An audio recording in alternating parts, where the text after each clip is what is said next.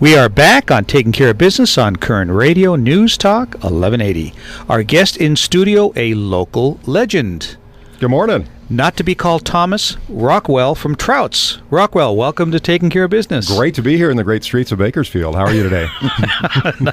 Great streets of Bakersfield, huh? Hey, that sounds like a song title. It is. Can we use that? Well, you sure can. Well, Buck Owens did after Homer Joy wrote it, so it's getting some good miles on it. Homer Joy. Boy, Homer that's Joy. one of those names you don't hear every once in a while. You know, it's amazing. He recorded that in 1973 at Buck Owens Recording Studio in Oildale, the town he actually wrote it in. I just spent his birthday with him over in Las Vegas. Wow, that's great. Yep. No, not with Buck Owens, Clay. You know, I just woke up. What can I say? Clay's going to bring this up, so I might as well get it out of the way, okay? You bet. We had Ray Stevens on about a year ago.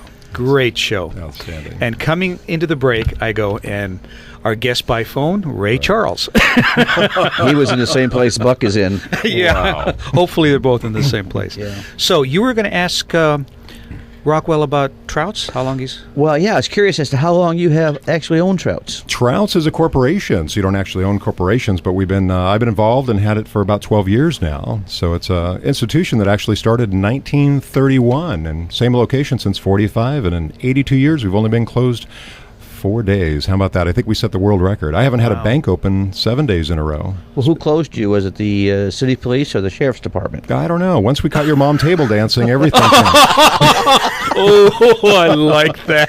Yeah, but the tips were good. I understand. They were. I got half of it that night. Now, Clay, has it changed since you were there on opening night in 1931? You know, I got to tell you, I went to Trouts a few times when I first came to Bakersfield, and I moved over here from Carpinteria, so it was a major change in my life. And I would think. And then going to Trouts was really a major change in my life. But You think? I understand Trouts has changed considerably since I've been there years and years ago, and I do plan on coming back because you're going to give me a free meal.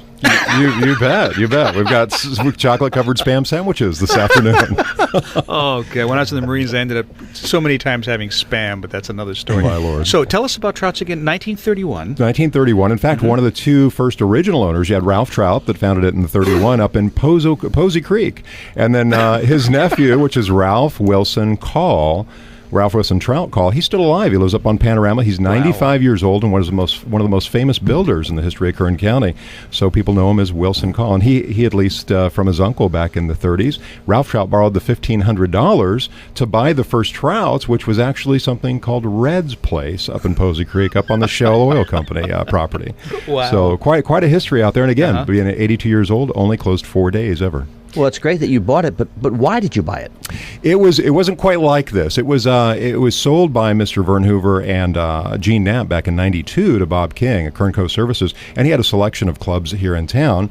And when he sold that out with his dissipation, when his divorce went different directions and stuff, Trouts was the last asset up on the auction board, and the first asset to go on that up to the auction board was the liquor license. So Tahoe Joe's didn't have one, so we were actually going back and forth, and we aligned another liquor license for Tahoe Joe's, and then kept it in business, turned it back into a new corporation, and kept it flowing here, so it didn't close a single day. So it wasn't something that you intentionally went out to get. It was just one of those things that happened. It was a great friendship. Vern Hoover had been there 52 years, and such an icon for the community to keep things going and forging forward. Foundation's important in any industry. Sure. Now, you've changed the image quite a bit of Trouts, obviously. I think what I did was really paid attention to the community's needs, and so many things had changed. In fact, there's been in our 82 years, there's probably been well over 1,000 venues that offered live music in Kern County that are out of business.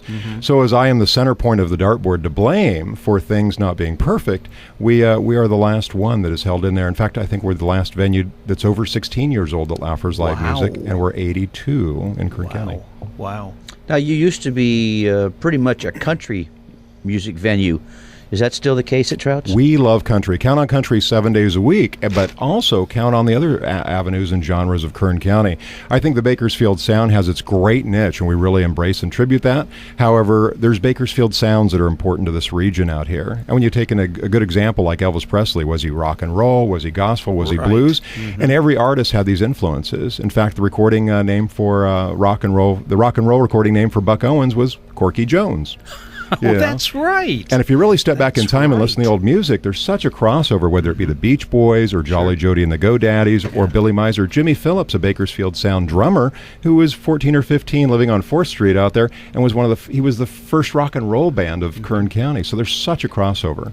We had this conversation with Doug DeRue in studio last year, and looking back at the early 60s, when you look at a lot of the Billboard charts, Yes. they all had country, blues, rock and roll, all mixed up on the same blues chart. I mean, on the same Billboard chart. You had those artists that were crossovers. The labels really wanted to take people from the harder music, which back then would have been the rock and roll, and bring them to country. However, it was a rule, if you're country, do not cross over to rock and roll. At first, Yeah, right. exactly. Yeah. In fact, back to my knowledge, Buck Owens' last #1 hit is, of course, the song John Law.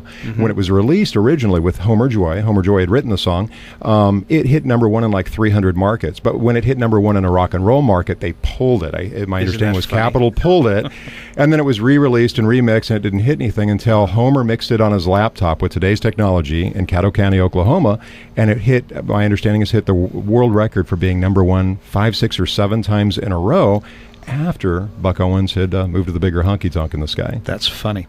Our in-studio guest is Rockwell from Trouts. Hey, Rockwell.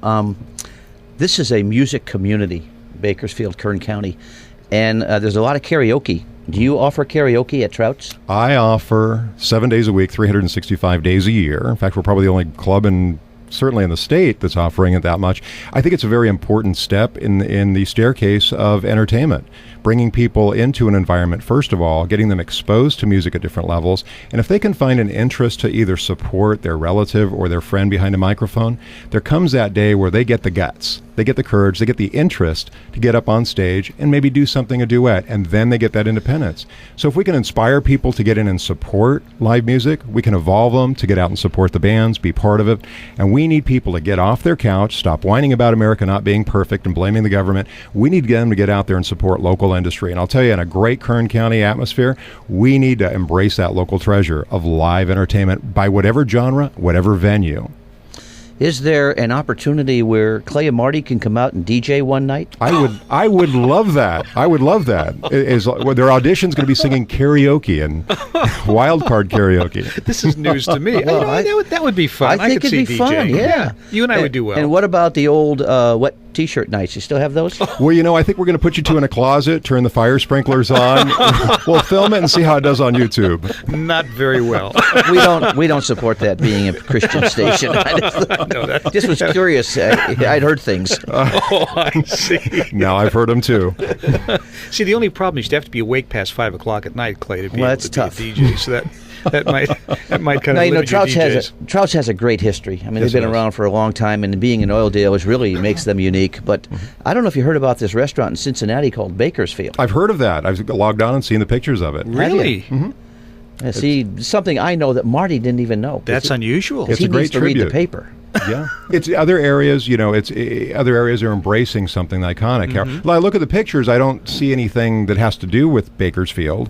And I like the tile floor or the concrete floors and stuff. And it looks like a restaurant I was down at where I visited a band called Broke Down in Bakersfield. And it was down in Santa Barbara, I think it was, about last month. And their tour avoided Bakersfield, but I told them I was there, and we had a great time. It was a full house, 200 people, $15 a head is a standard cover charge there. People expect to pay a cover to support the families of the artists out there. Right. 200 people, not one person knew how to two-step, but they supported the arts. They embraced the arts. And we that's need that. great. We need that Yeah. relationship of the finances to support the venues and artists in Now, Kern County. do you charge a cover charge? We certainly do. And the biggest mistake I ever made, and I apologize to Kern County, when I first got involved with Trouts, I should have started a cover charge, because what that did was change the atmosphere. People do not want the riffraff around. They don't want Right. fights.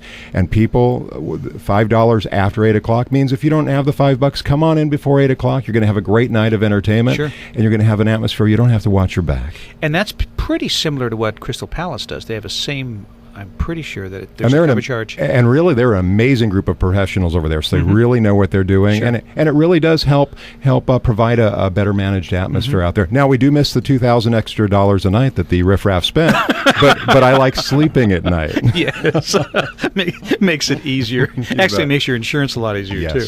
We'll be back in a moment with Mr. Rockwell from Trouts on Taking Care of Business on Koerner Radio News Talk 1180.